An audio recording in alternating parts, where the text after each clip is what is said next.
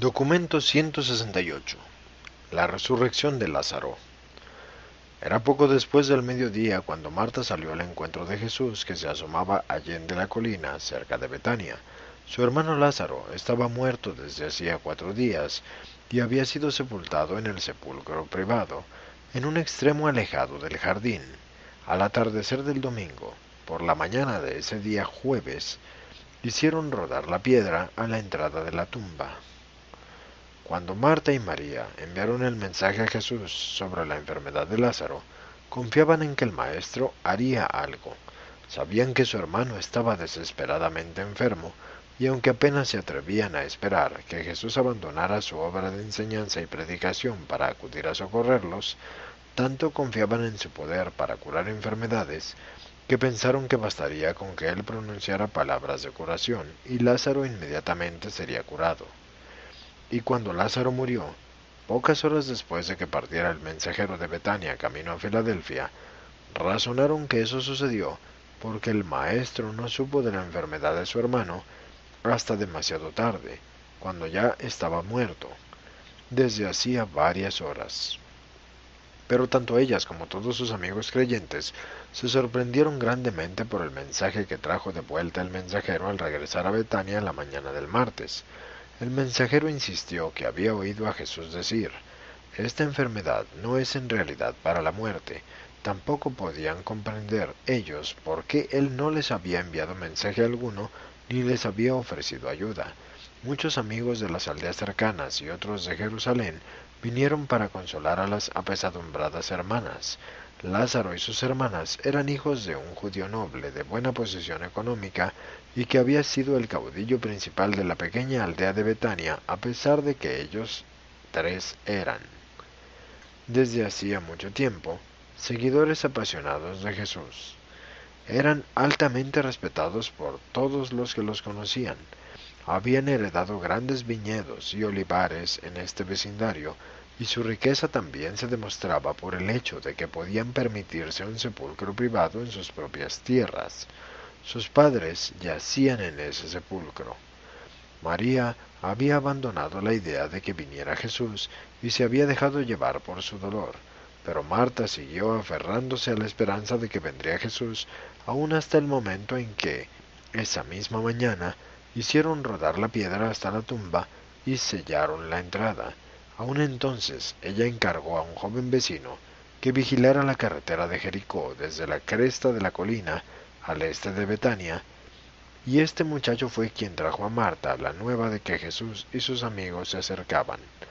Cuando Marta se encontró con Jesús, cayó a sus pies exclamando: Maestro, si hubieras tú estado aquí, mi hermano no habría muerto. Muchos temores pasaron por la mente de Marta, pero no expresó ninguna duda ni tampoco se atrevió a criticar ni a poner en tela de juicio la conducta del Maestro en relación con la muerte de Lázaro. Cuando ella hubo hablado, Jesús se inclinó y haciendo que se levantara le dijo: solamente ten fe, Marta, y tu hermano se levantará nuevamente. Entonces respondió Marta: sé que se levantará en la resurrección del último día, y aún ahora yo creo que lo que tú le pidas a Dios, nuestro Padre te lo otorgará. Entonces dijo Jesús mirándola fijamente a los ojos: yo soy la resurrección y la vida. El que crea en mí, aunque muera, vivirá. En verdad el que viva y crea en mí, en realidad nunca morirá. Marta, ¿crees tú esto? Y Marta respondió al Maestro: sí, hace mucho tiempo que creo que tú eres el libertador, el Hijo del Dios vivo, aún el que debía venir a este mundo. Habiendo Jesús preguntado por María, Marta se dirigió inmediatamente a la casa y susurrándole a su hermana le dijo: el Maestro está aquí y ha preguntado por ti. Cuando María oyó esto, enseguida se levantó y salió deprisa para encontrar a Jesús, quien permanecía en el mismo sitio donde se había encontrado con Marta, no muy lejos de la casa. Los amigos que acompañaban a María para consolarla, cuando vieron que se levantaba tan deprisa y salía, la siguieron suponiendo que se dirigía a llorar junto a la tumba. Muchos de los presentes eran enemigos acervos de Jesús. Por eso había salido Marta por su cuenta para recibir a Jesús. Por eso también había vuelto a la casa en secreto para informar a María que él preguntaba por ella. Marta, aún anhelando ver a Jesús, quería evitar en lo posible todo disgusto que la súbita llegada de Jesús en medio de un gran grupo de sus enemigos de Jerusalén pudiera ocasionar. Era la intención de Marta permanecer en la casa con sus amigos, mientras María salía para saludar a Jesús, pero fracasó en su intento, porque todos ellos siguieron a María, y de este modo se encontraron inesperadamente en la presencia del Maestro. Marta condujo a María hasta donde Jesús, y cuando ésta lo vio, cayó a sus pies exclamando: «Si tan solo hubieras estado aquí, mi hermano no habría muerto». Y cuando Jesús vio cuán grande era la aflicción de todos por la muerte de Lázaro, su alma se llenó de compasión. Al ver los demás que María había ido a saludar a Jesús, se retiraron a corta distancia, mientras Marta y María estaban con el Maestro y recibían sus palabras de consuelo y exhortaciones de mantenerse firmes en su fe en el Padre y de resignarse completamente a la voluntad divina. La mente humana de Jesús se conmovió profundamente por el conflicto entre su amor por Lázaro y por sus acongojadas hermanas, y su desprecio y desdén por las muestras exteriores de afecto manifestadas por algunos de estos judíos escépticos con intenciones de asesinato en el corazón. Jesús resentía profundamente el espectáculo forzado de sufrimiento exterior por la muerte de Lázaro de algunos de estos supuestos amigos, porque esa falsa pena estaba asociada en el corazón de ellos con tan amarga enemistad contra él. Algunos de estos judíos, sin embargo, eran sinceros en su luto, porque eran de verdad amigos de la familia. Junto a la tumba de Lázaro. Después de pasar Jesús unos momentos consolando a Marta y a María, apartados de los demás, les preguntó: «¿A dónde lo habéis puesto?». Entonces Marta dijo: «Ven y verás». Mientras el maestro seguía en silencio a las dos sufrientes hermanas, lloró. Cuando los amigos judíos que lo seguían vieron sus lágrimas, uno de ellos dijo: «Mirad cómo lo amaba él. ¿Acaso el que abriera los ojos de un ciego no podría haber prevenido la muerte de este hombre?». En ese momento ya se encontraban de pie frente al sepulcro familiar, que era una pequeña cueva natural o declive en el reborde de la roca que se levantaba a unos 10 metros en el extremo más alejado del jardín. Es difícil explicar a la mente humana por qué lloró Jesús. Aunque tenemos acceso al registro de las emociones humanas combinadas con el pensamiento divino, como se anotan en la mente del ajustador personalizado, no estamos completamente seguros de la causa real de las manifestaciones emocionales.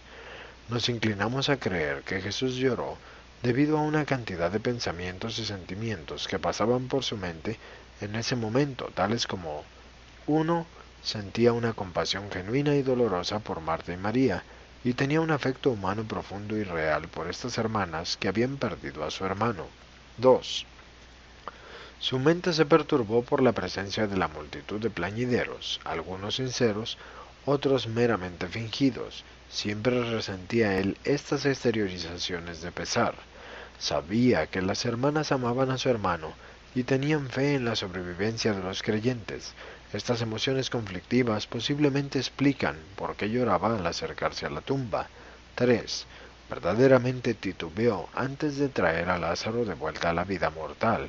Sus hermanas en verdad lo necesitaban, pero Jesús lamentaba tener que traer de vuelta a su amigo para que experimentara la amarga persecución que sabía que Lázaro habría de sufrir como resultado de protagonizar la más grande de las demostraciones del poder divino del Hijo del Hombre. Ahora podemos relatar un hecho interesante e instructivo. Aunque esta narrativa se desarrolla como un conjunto aparentemente natural y normal de acontecimientos humanos, tiene ciertas manifestaciones colaterales sumamente interesantes. Cuando el mensajero fue a donde Jesús el domingo para decirle de la enfermedad de Lázaro, Jesús envió su mensaje de que no era para la muerte. Sin embargo, cuando fue personalmente a Betania, preguntó a las hermanas: «¿A dónde lo habéis puesto?». Aunque todo esto parecería indicar que el Maestro procedía según la forma de esta vida y de acuerdo con el conocimiento limitado de la mente humana, sin embargo, los registros del universo revelan que el ajustador personalizado de Jesús impartió órdenes de que se detuviera indefinidamente en el planeta al ajustador del pensamiento de Lázaro después de la muerte de éste. Y esta orden se registró tan solo 15 minutos antes de que Lázaro expirara.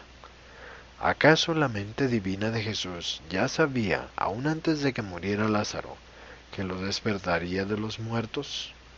No lo sabemos, solo sabemos lo que aquí narramos. Muchos de los enemigos de Jesús tendían a mofarse de sus manifestaciones de afecto y decían entre ellos, si tanto apreciaba a este hombre, ¿por qué tardó tanto en venir a Betania? Si él es el que dicen que es, ¿por qué no salvó a su querido amigo? ¿Qué beneficio representa curar extraños en Galilea si no puede salvar a los que ama? Y de muchas otras maneras desdeñaron y restaron importancia a las enseñanzas y obras de Jesús. Así pues, este jueves por la tarde, a eso de las 2:30, estuvo listo el escenario en esta pequeña aldea de Betania para la realización de la más grande de las obras relacionadas con el ministerio terrenal de Micael de Nevadón, la más grande manifestación de poder divino durante su encarnación, puesto que su propia resurrección ocurrió después de haberse él liberado de los vínculos de la morada mortal. El pequeño grupo reunido ante la tumba de Lázaro no podía darse cuenta de la presencia cercana de vastas huestes de todas las órdenes de seres celestiales reunidos bajo la guía de Gabriel y aguardando la dirección del ajustador personalizado de Jesús, vibrando de expectativa y listos para ejecutar la solicitud de su amado soberano. Cuando Jesús pronunció esas palabras ordenando «Quitad la piedra», las huestes celestiales reunidas se prepararon para actuar el drama de la resurrección de Lázaro en la semejanza de su carne mortal. Esta forma de resurrección comprende dificultades de ejecución que en mucho trascienden la técnica usual de la resurrección de las criaturas mortales en forma morontial, y requiere muchas más personalidades celestiales y una organización mucho mayor de recursos universales. Cuando Marta y María oyeron la orden de Jesús de que quitaran la piedra a la entrada de la tumba, se llenaron de emociones opuestas. María esperaba que Lázaro resucitara de entre los muertos, pero Marta, aunque hasta cierto punto compartía la fe de su hermana, más sufría por el temor de que Lázaro no estuviera presentable en su apariencia ante Jesús, los apóstoles y sus amigos. Dijo Marta, «¿Realmente debemos quitar la piedra? Mi hermano yace hace ya 4 días que murió. Ya ha empezado su cuerpo a descomponerse». Marta dijo esto, también porque no estaba segura de la razón por la cual el maestro había pedido que se quitara la piedra. Pensó que tal vez Jesús tan solo quería ver a Lázaro por última vez. Ella no era de carácter firme ni constante en su actitud. Como titubeaban antes de quitar la piedra, Jesús dijo, ¿acaso no os dije desde el principio que esta enfermedad no era para la muerte? ¿Acaso no he venido para cumplir mi promesa? Después de llegar aquí, ¿acaso no dije que si tan solo creéis, veréis la gloria de Dios? ¿Por qué dudáis? ¿Cuánto hay que esperar antes de que vosotros creáis y obedezcáis? Cuando Jesús terminó de hablar, sus apóstoles, con la ayuda de vecinos serviciales, se acercaron a la piedra y la hicieron rodar hasta que descubrió la entrada de la tumba. Era creencia común de los judíos que la gota de hiel en la punta de la espada del ángel de la muerte comenzaba a actuar al fin del 3er día, de modo que su efecto pleno se manifestaba al 4.º día. Aceptaban que el alma del hombre pudiera rezagarse junto a la tumba hasta el fin del 3er día, tratando de reanimar al cuerpo muerto, pero creían firmemente que esa alma se iba a la morada de los espíritus antes de que amaneciera el 4.º día. Estas creencias y opiniones sobre los muertos y la partida de los espíritus de los muertos sirvieron para asegurar en la mente de todos los que ahora estaban presentes junto a la tumba de Lázaro y posteriormente para todos los que oyeron lo que estaba por ocurrir, que éste era real y verdaderamente un caso de resurrección de entre los muertos por obra personal del que declaró que él era la resurrección y la vida. La resurrección de Lázaro. Mientras este grupo de unos 45 mortales estaba de pie delante de la tumba, podían ver vagamente la forma de Lázaro envuelto en mortajas de lino, descansando en el nicho inferior derecho de la cueva fúnebre.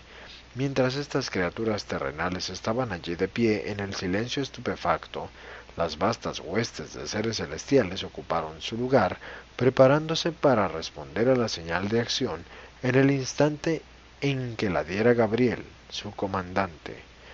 Jesús levantó la vista y dijo: Padre, estoy agradecido de que hayas oído y otorgado mi solicitud. Sé que siempre me oyes, pero te hablo así por los que están aquí junto a mí, para que puedan creer que tú me has enviado al mundo, para que sepan que trabajas conmigo en lo que estamos por realizar. Y después de orar, dijo en voz muy alta: Lázaro, ven fuera. Aunque los observadores humanos permanecieron inmóviles, las vastas huestes celestiales se activaron al unísono, obedeciendo la palabra del Creador. En tan solo 12 segundos de tiempo terrenal, la forma hasta ese momento sin vida de Lázaro comenzó a moverse y finalmente se sentó en el borde de piedra sobre la que había yacido.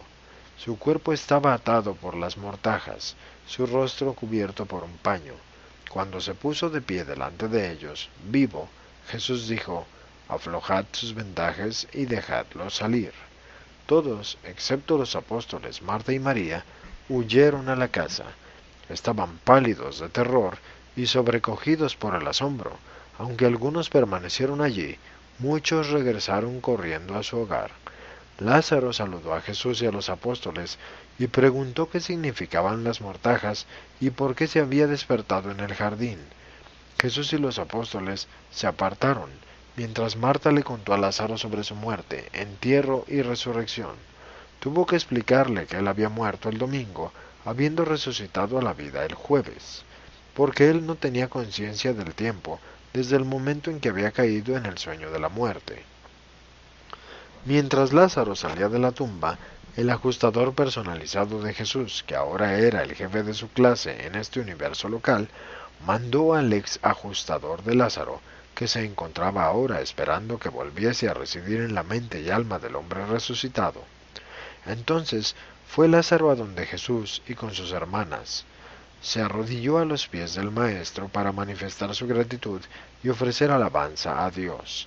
Jesús, tomando a Lázaro de la mano, lo levantó diciendo: Hijo mío, lo que te ha ocurrido a ti también lo experimentarán todos los que creen en este Evangelio, excepto que resucitarán en una forma más gloriosa.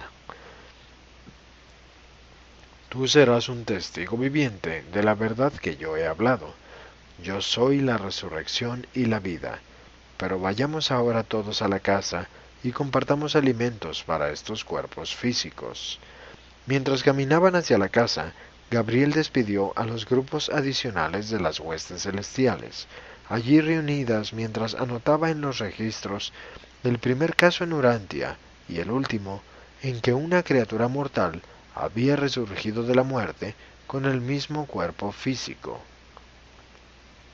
Lázaro casi no podía comprender lo que había sucedido. Sabía que había estado muy enfermo, pero tan solo podía recordar haberse dormido y haber sido despertado. Nunca pudo relatar nada de lo ocurrido estos 4 días en la tumba, porque había estado completamente inconsciente. El tiempo no existe para los que duermen el sueño de la muerte. Aunque muchos creyeron en Jesús como resultado de esta obra extraordinaria, otros tan solo endurecieron su corazón aún más para rechazarlo. Para el mediodía del día siguiente, se había difundido por todo Jerusalén la noticia de este acontecimiento. Decenas de hombres y mujeres fueron a Betania para contemplar a Lázaro y hablar con él, y los fariseos, alarmados y desconcertados, convocaron una reunión de urgencia del Sanedrín para poder determinar qué debían hacer respecto de estos nuevos acontecimientos. La reunión del Sanedrín. Aunque el testimonio de este hombre resucitado de los muertos mucho hizo para consolidar la fe de la masa de creyentes en el Evangelio del Reino, tuvo poca o ninguna influencia sobre la actitud de los líderes y dirigentes religiosos de Jerusalén excepto que aceleró su decisión de destruir a Jesús y terminar su obra. A la 1 del día siguiente, viernes, el Sanedrín se reunió para deliberar de nuevo sobre el asunto. ¿Qué hemos de hacer con Jesús de Nazaret? Después de más de 2 horas de discusión y debate violento, cierto fariseo presentó una resolución que pedía la muerte inmediata de Jesús, proclamando que éste era una amenaza para todo Israel y comprometiendo formalmente al Sanedrín a la decisión de la muerte, sin juicio y desafiando todo precedente. Una y otra vez, este augusto cuerpo de líderes judíos decretó que Jesús debía ser aprehendido y sometido a juicio, acusado de blasfemia y de numerosas otras transgresiones a la ley sagrada judía. Ya una vez habían llegado hasta a declarar que debía morir, pero esta era la primera vez que el Sanedrín registraba el deseo de decretar su muerte aún antes del juicio. Pero esta resolución no fue votada, puesto que 14 miembros del Sanedrín renunciaron al tiempo cuando se propuso tal acción insólita. Aunque no se formalizaron estas renuncias por casi 2 semanas, este grupo de 14 abandonó el Sanedrín ese mismo día para no sentarse nunca más en el concilio. Cuando estas renuncias fueron posteriormente aceptadas, se expulsaron a otros 5 miembros porque sus asociados creían que éstos alimentaban sentimientos cordiales hacia Jesús. Con la eliminación de estos 19 hombres, el Sanedrín estaba en posición de enjuiciar y condenar a Jesús con una solidaridad que llegaba casi a la unanimidad. La semana siguiente, Lázaro y sus hermanas fueron convocados ante el Sanedrín.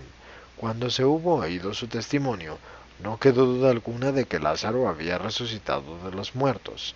Aunque las transacciones del Sanedrín virtualmente admitieron la resurrección de Lázaro, el registro iba acompañado de una resolución que atribuía esto y otros portentos realizados por Jesús al poder del príncipe de los diablos, con el cual se declaró que Jesús estaba aliado. Fuera cual fuera la fuente de este poder portentoso, estos líderes judíos estaban persuadidos de que si no paraban a Jesús inmediatamente, muy pronto toda la gente común creería en él. Además, surgirían serias complicaciones con las autoridades romanas, puesto que muchos de los creyentes lo consideraban el Mesías, el libertador de Israel. Fue en esta misma reunión del Sanedrín en la que Caifás, el sumo sacerdote, expresó por primera vez un viejo proverbio judío que luego repitió muchas veces: «Es mejor que un hombre muera a que perezca la comunidad». Aunque Jesús había recibido aviso de las acciones del Sanedrín, este fatídico viernes por la tarde, no estaba en lo más mínimo perturbado y continuó descansando durante el sábado con amigos en Betfagé, una aldea cercana a Betania. Temprano el domingo por la mañana, Jesús y los apóstoles se reunieron como habían planeado en la casa de Lázaro, y despidiéndose de la familia de Betania, partieron de vuelta hacia el campamento de Pella. La respuesta a la oración. Camino de Betania a Pella, los apóstoles hicieron muchas preguntas a Jesús, todas las cuales el Maestro respondió libremente, excepto las que se referían a detalles de la resurrección de los muertos. Estos problemas estaban más allá de la capacidad de la comprensión de sus apóstoles, por lo tanto el Maestro se negó a hablar de esos asuntos con ellos, puesto que partieron de Betania en secreto, estaban solos.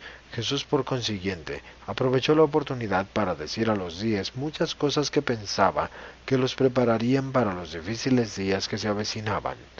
Las mentes de los apóstoles estaban perturbadas y pasaron mucho tiempo discutiendo sus experiencias recientes en relación con la oración y la respuesta a la oración. Todos recordaban la declaración de Jesús al mensajero de Betania en Filadelfia cuando dijo claramente: «Esta enfermedad no es en realidad para la muerte». Sin embargo, a pesar de esta promesa, Lázaro realmente murió. Todo ese día, una y otra vez, volvieron a hablar de esta cuestión, de la respuesta a la oración. La respuesta de Jesús a sus muchas preguntas puede ser resumida como sigue. 1. La oración es la expresión de la mente finita en su esfuerzo por acercarse al infinito. Por lo tanto, el acto de orar debe estar limitado por el conocimiento, la sabiduría y los atributos de lo finito. Del mismo modo, la respuesta debe condicionarse por la visión, los fines, los ideales y las prerrogativas del infinito. No puede nunca observarse una continuidad ininterrumpida de fenómenos materiales entre el acto de orar y la recepción de la plena respuesta espiritual. 2. Cuando una oración aparentemente no recibe respuesta, esta demora frecuentemente representa una respuesta mejor. Aunque por alguna razón valedera es largamente demorada, cuando Jesús dijo que la enfermedad de Lázaro no era realmente para la muerte, éste ya había muerto hacía 11 horas. No se niega la respuesta a ninguna oración sincera, excepto cuando el punto de vista superior del mundo espiritual ha encontrado una respuesta mejor, una respuesta que satisface la solicitud del espíritu del hombre, en contraste con la oración de la mera mente humana. 3. Las oraciones temporales, cuando son iniciadas por el espíritu y expresadas en la fe, son a menudo tan vastas y tanto abarcan que tan solo pueden ser contestadas en la eternidad. La solicitud finita está a veces tan llena del alcance de lo infinito que la respuesta ha de aguardar largamente. Hasta tanto se haya creado una capacidad adecuada de receptividad, la oración de fe puede llegar a ser tan completa que tan solo se podrá recibir su respuesta en el paraíso. 4. Las respuestas a la oración de la mente mortal son frecuentemente de naturaleza tal que pueden ser recibidas y reconocidas sólo después de que esa misma mente oradora haya alcanzado el estado inmortal. Muchas veces la oración de un ser material puede ser respondida tan solo cuando ese ser haya progresado al nivel del espíritu. 5. La ignorancia puede distorsionar y la superstición deformar tanto la oración de una persona que conoce a Dios que la respuesta a esa sea altamente indeseable. En estos casos, los seres espirituales que intervienen tienen que traducir de tal manera esa oración que la respuesta cuando llega no puede ser reconocida por el suplicante como respuesta a su oración.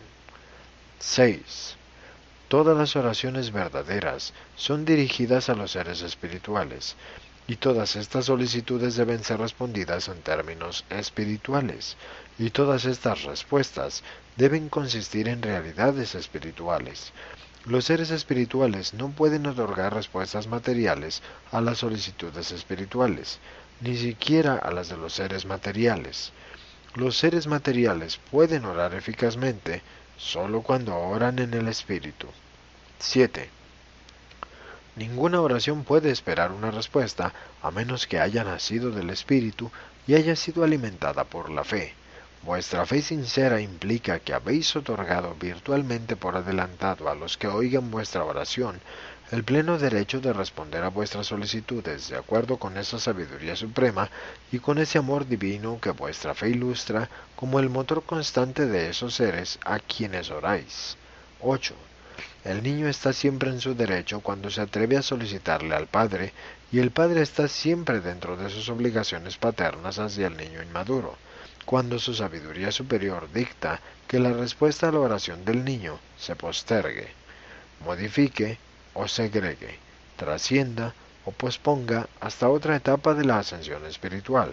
9. No titubeéis en orar las oraciones de los anhelos del Espíritu. No dudéis de que recibiréis respuesta a vuestra solicitud.